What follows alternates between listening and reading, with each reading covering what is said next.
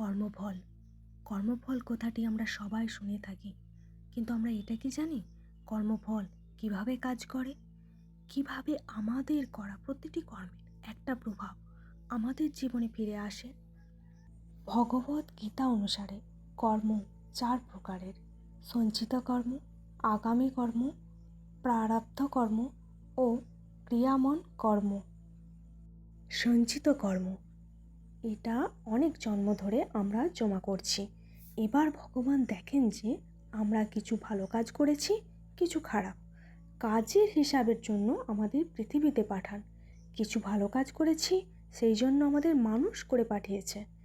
সঞ্চিত কর্মের কিছু অংশ যমরাজ আমাদের দিয়ে পৃথিবীতে পাঠান, যেটা হলো প্রারব্ধ কর্ম। সব কর্মফল একেবারে দেয় না, একটা একটা করে দিতে থাকেন। যতদিন আমরা বাঁচব একটা করে কর্ম উনি দিতে থাকবেন। আমরা একটা নতুন জীবন নিয়ে পৃথিবীতে আসি, তার সাথে একটা প্রারব্ধ কর্ম নিয়ে আসি। এর মানে আমরা কোথায় জন্ম নেব, কিভাবে নেব, হয়তো আমি অন্ধ, হয়তো আমি শুনতে পাই না, এইসব আমাদের হাতে নেই। আমরা কিভাবে, কোথায়, কোন পরিস্থিতিতে জন্ম নেব, এটা আমাদের আগের জন্মের কর্ম ঠিক করে। ধরুন আমি একটা খারাপ পরিবারে প্রতিকূল পরিবেশে জন্ম নিলাম, যেটা আমার হাতে ছিল না, যেখানে লড়াই, ঝগড়া, খারাপ কথা, নেতিবাচক কাজকর্ম চলতেই থাকে। আমিও সেইভাবেই বড় হতে থাকি, আমারও সেই রকম মানসিকতা তৈরি হতে থাকে। ভগবান একটা করে প্রারব্ধ কর্ম দিতে থাকেন, আমিও সেইভাবেই করতে থাকি আর চলতে থাকি। কিছুই বুঝতে পারি না, আমিও ঝগড়া করতে থাকি, সবার খারাপ চাইতে থাকি। আমাদের আগের জন্মের কর্মফল আমাদের এমন জায়গায় নিয়ে এসেছে যেটা আমাদের হাতে ছিল না। মানে আমি এই যে পরিবারে জন্ম নিলাম, যেটা কিন্তু আমার হাতে ছিল না। এবার আমরা এখান থেকে কিভাবে আমাদের সব কর্মফলকে ভালো জায়গায় নিয়ে যাব, কোনো খারাপ দিকে যেতে দেব না। এরপর যেটা বলতে যাচ্ছি, সবাই খুব মন দিয়ে শুনবেন। আপনারা একটা জিনিস লক্ষ্য করেছেন, প্রারব্ধ কর্ম ভগবান আমাদের দিতে থাকেন আর আমরা একটা করে কর্ম করতে থাকি। ভালো কর্ম করলে ভালো ফল পাবো, খারাপ কর্ম করলে খারাপ। গুরুজনরা বলে না, ভালো করো ভালো হবে। যেটা ভবিষ্যতে হবে সেটা হলো আগামী কর্ম। ভগবান আমাদের একটা করে প্রারব্ধ কর্ম দেন আর আমরা করতে থাকি। যেমন ধরুন, ভগবান একটা করে তীর আমাদের হাতে দেন আর আমরা একটা করে তীর ছুঁড়তে থাকি। মানে কি, আমরা করলাম, আমরা ছুঁড়লাম, আমাদের হাতে ছিল, আমরা যখন সেটা করি সেটা হলো ক্রিয়ামান কর্ম।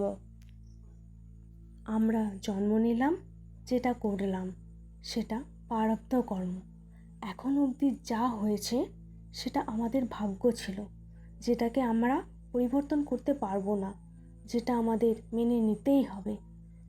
আমাদের হাতে আমাদের ক্রিয়ামন কর্ম আছে, যেটা ভালোভাবে বুঝতে পারলে জীবনে অনেক কিছুই আমাদের হাতে থাকবে। আমরা জীবনে যত কাজ করি তা ফলাফলের হিসাবে।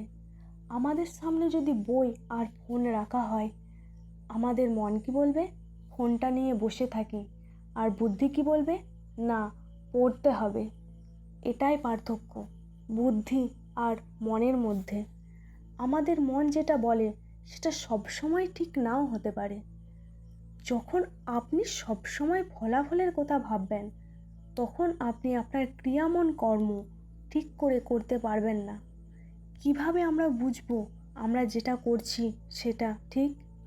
মেডিটেশন মানে চেতনা বা জ্ঞান।